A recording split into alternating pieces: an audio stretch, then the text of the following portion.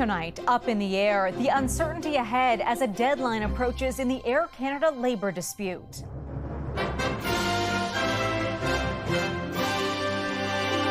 Planes are still flying, but some cargo is grounded. We may not get home if they don't set up. With the Prime Minister so far refusing to intervene. Every time there's a strike, people say, oh, you'll get the government to come in and fix it. We're not going to do that. Pop star Justin Timberlake pleads guilty and hopes others learn from his mistake. This is a mistake that I made. Plus, a new threat from Vladimir Putin to NATO over Ukraine's long-range missiles. That would be devastating because Putin did not initially assume that Ukraine would have this kind of capabilities. Ooh, I would say it's great, Also, some good news on gas prices, but for how long? And the roar of a Friday the 13th tradition. Fantastic, very nice, beautiful people here. Thousands of motorcycles ride into one Ontario town.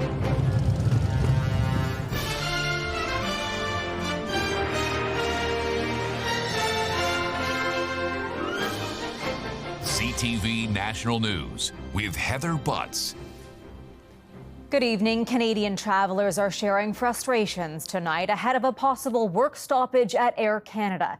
If a deal isn't reached, the airline and pilots will be in a position starting Sunday to issue a 72-hour notice of a strike or lockout. The Prime Minister dismissed calls to intervene as some groups are already feeling the effects. CTV's Sarah Plowman reports.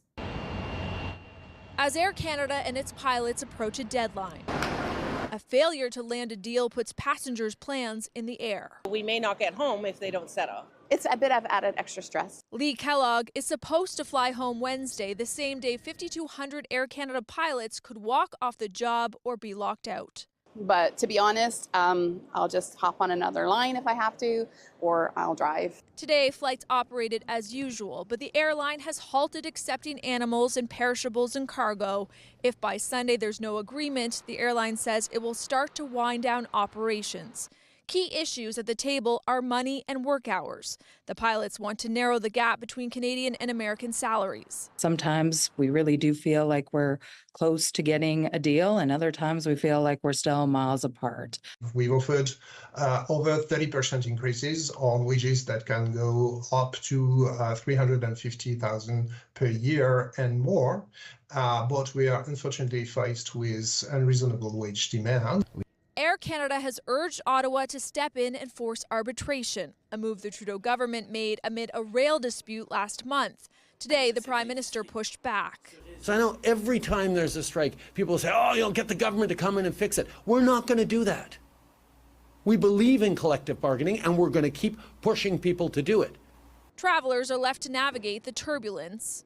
We're just showing up and hoping for the best. We did switch our return flight, though, just in case we were going to get stranded. Any stoppage wouldn't just bring pain to passengers. Air Canada is going to be losing between $50 and $60 million worth of revenue a day in this strike. One expert recommends passengers have a plan B. Air Canada says people can change their flights if they want, but the reality is there won't be enough seats for everyone. In that case, people will get a refund. Heather. All right, Sarah, thank you.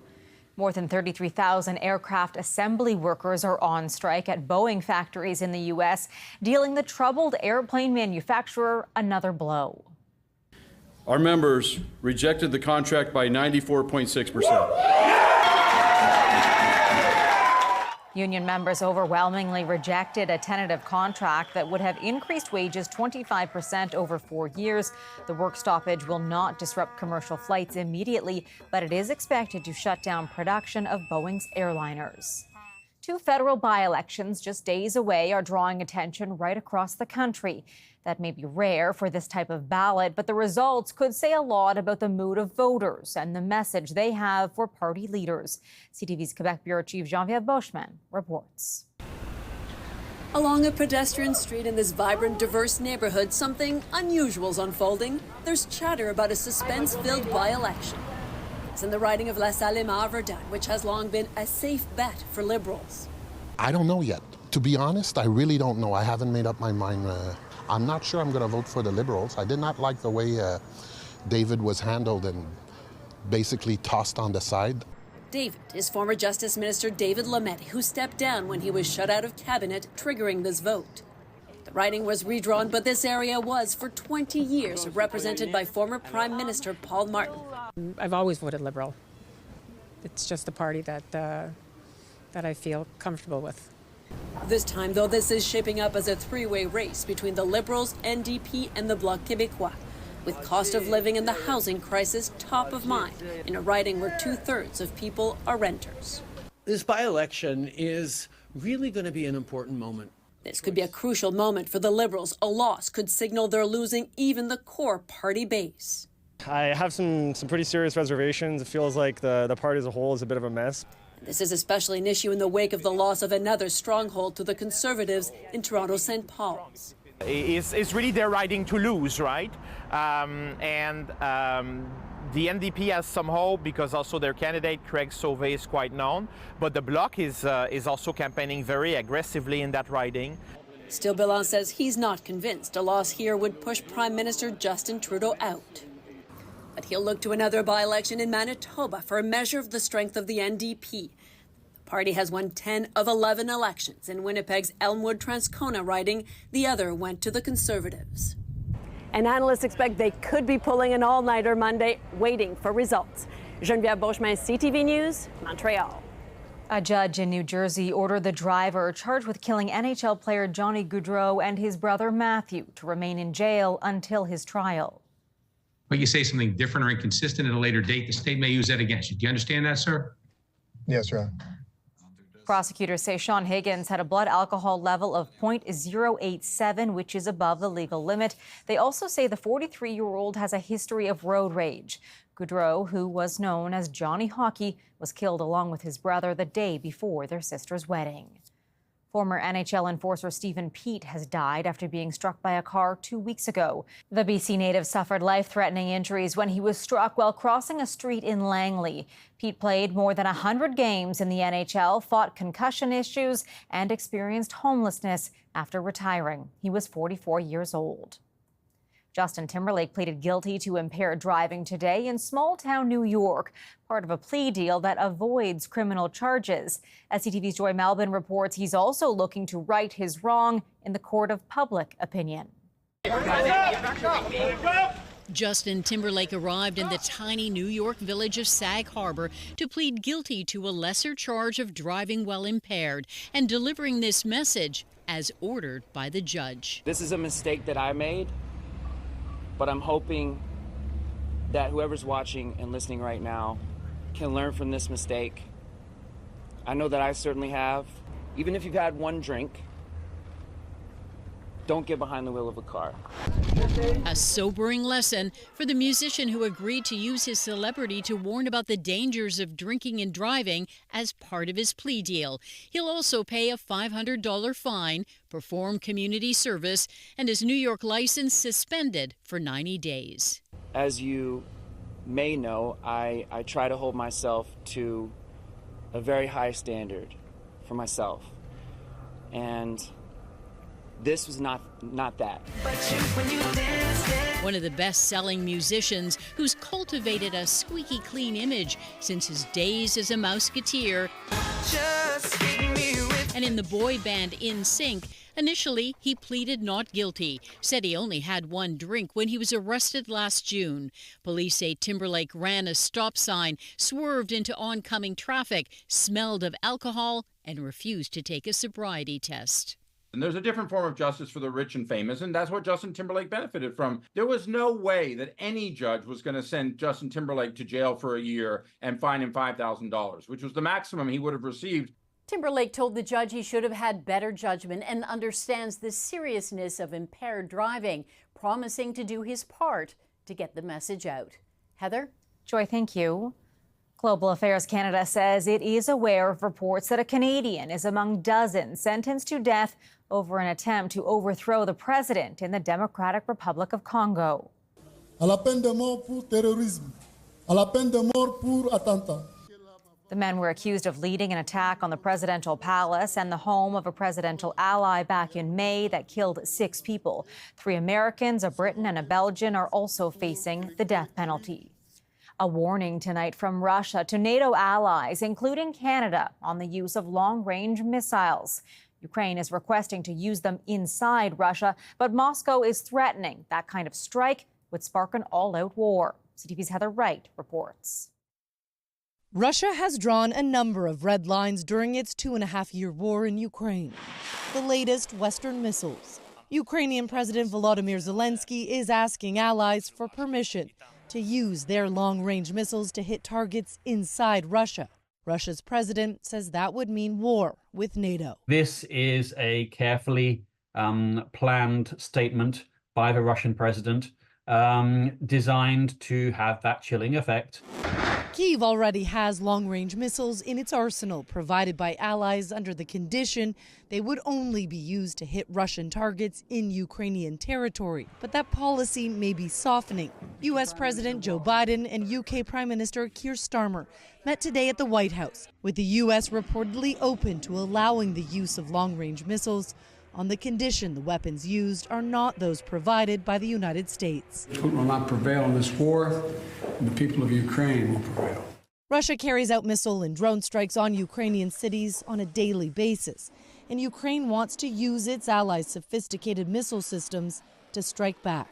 Canada's Prime Minister agrees. Canada fully supports Ukraine using long-range weaponry to prevent and interdict Russia's continued ability to degrade Ukrainian civilian infrastructure. And while Vladimir Putin has blustered before, some say this could draw NATO closer to war. Zelensky is under a lot of pressure.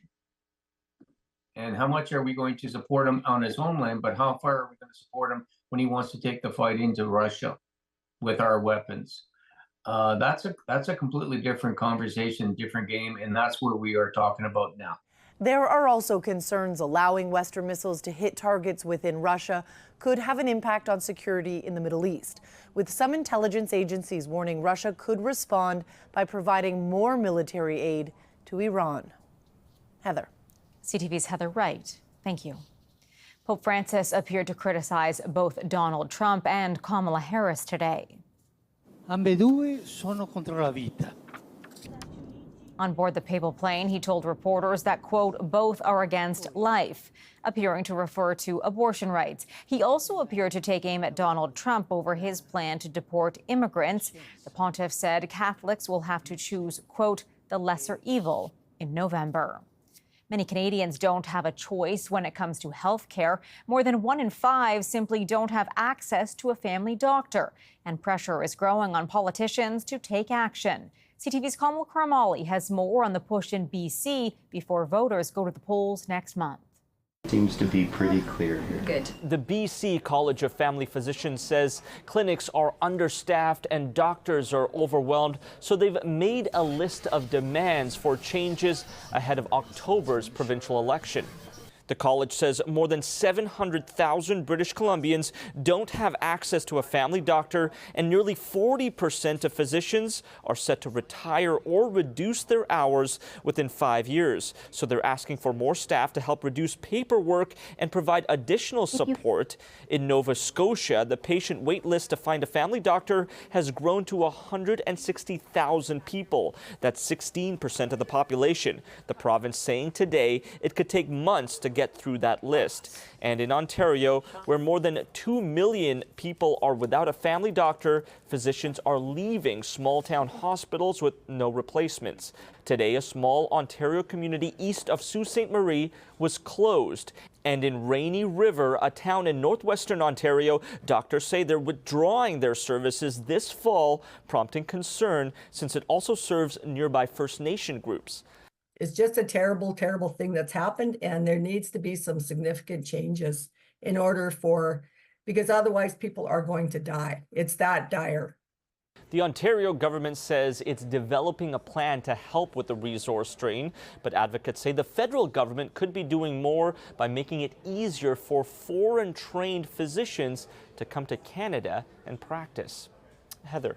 Thanks, Kamal. A hiker is in hospital tonight in Calgary after being attacked by a bear in the Rockies.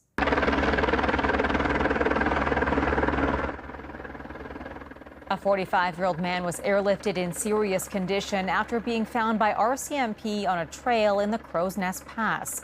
Fish and wildlife officials remain on the scene to assess the risk level to the public. Meanwhile, in Edmonton, a young autistic boy was rescued from a park pond thanks to some quick-thinking officers. Got in there right away to get him, so team effort. A police helicopter was called in after the boy became separated from his father on a bike ride. Officers moved in and helped him out of the water. There's nothing more important than saving a life or potentially saving a life. And we're both fathers ourselves. So I think, when it's a little kid involved, it definitely, it touches home a bit. This is why we do this job. This is part of doing the job, and it's definitely the rewarding side of it. Coming up, focusing on fuel costs. Going down, it's great news. Why the price at the pump is low for late summer. Plus, rolling into Friday the 13th.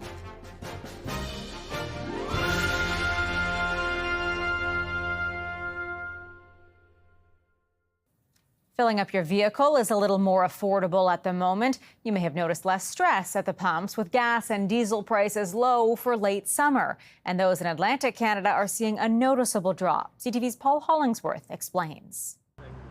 A Friday morning dip in prices at the pumps. I wish it was lower. This is going to take premium. New Brunswick gas is down nearly 7 cents per liter. Gas in Nova Scotia and PEI dropped 4 cents. Ooh, I would say it's great, Analyst Dan McTeague says across the country, Canadians are enjoying a savings of almost 20 cents per liter for gas compared to this time last year, with more affordable fuel in the near future. We're heading on September 15th to winter blends of gasoline, and that means that a net savings of 5 cents a litre is on its way. Diesel in Canada has dropped roughly 12 cents in 12 months, but it should increase soon. Very much in a higher direction because we're heading to colder weather. Heating oil is diesel. According to McTeague, there are multiple reasons for this recent trend. Oil hit $65 a barrel for West Texas Intermediate. This time last year it was $88 a barrel. McTeague says the North American marketplace is bracing for a possible recession, which has led to price adjustments. Dalhousie University professor Lauren Sheehan says cheaper fuel could cause a boost in fall and winter tourism. When we look at fuel prices dropping, as we have seen recently, that's going to help the regional drive market, people that jump in their cars, take a road trip, explore their province, explore even out of province. As for reasons for a possible reversal, it's still hurricane season. Major storms in the Gulf of Mexico could damage refineries and spark a change in fuel prices. Paul Hollingsworth, CTV News, Halifax. No gas required for this next story. The sports car running on bricks and batteries after the break.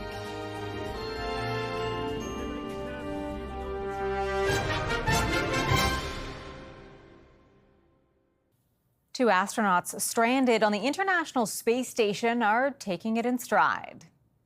It's a very risky business, and things do not always turn out the way you want. Before we launched, we said, we're going to find things. Yep. That is the nature of test.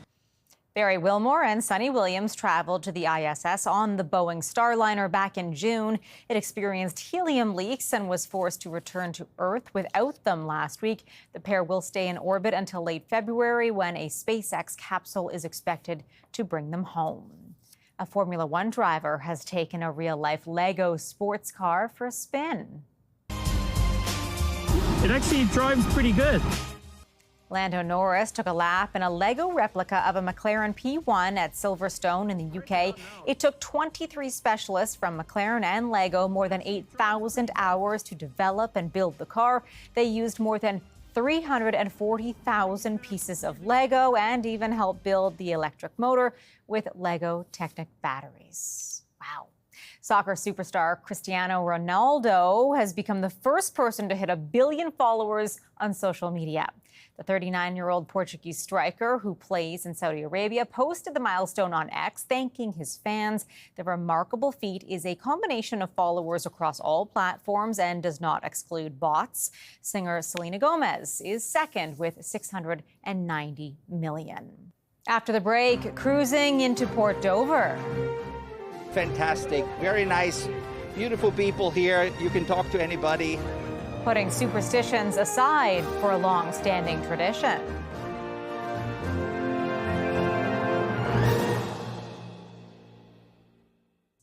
Today is Friday the 13th, a day of superstitions. But in Port Dover, Ontario, it marks a major motorcycle gathering. It's largely a day of celebration, but there are serious safety lessons too. CTV's Tyler Kelleher has more on the roar and the risks on the road. With the rumble of engines and black leather as far as the eye can see, the great biker congregation returns to Port Dover for another Friday the 13th. I've been coming here 50 years, 60 years, something like that. It's just meeting people, talking to people. What began as an idea more than 40 years ago has turned into a tradition.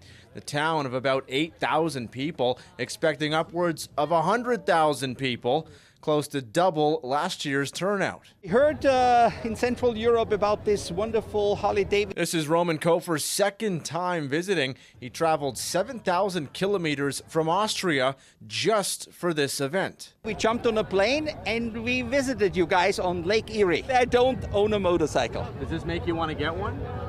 I'm thinking about it. For Cliff Hayward, the day is an unforgettable experience. He gets a tattoo every time to mark the occasion. I just got a coffin with the 13 on it. I've got a total of 3 right at the moment. It's just the atmosphere and the people. They're all friendly. The event once again closing down the main strip for local shops and vendors. Business owners calling it one of the busiest days on the calendar. It pays for a lot of the businesses for pretty much the year. When it comes to Ontario Provincial Police, safety is the top priority. Just before 7 a.m., a 23-year-old motorcyclist was killed in a crash involving an SUV about 20 kilometers north of Port Dover. A motorcyclist that was pronounced deceased at the scene, and our team is still putting the pieces of the puzzle together. Police didn't confirm if the motorcyclist was headed to or from Port Dover. Officers worked to control traffic throughout the day, asking drivers to avoid the area if possible. We'll change the event a little bit year over year, where the bike's parked, what roads are closed, the direction the traffic travels, and we take a lot into consideration, but safety is paramount. A plan that this year took more than 6 months to put together and will keep rolling on as long as the bikes keep rolling in. Tyler Kelleher, CTV News, Port Dover. That is our newscast for this Friday, the 13th. I'm Heather Butts. For all of us at CTV National News, thank you for watching. Good night, and I'll see you again tomorrow.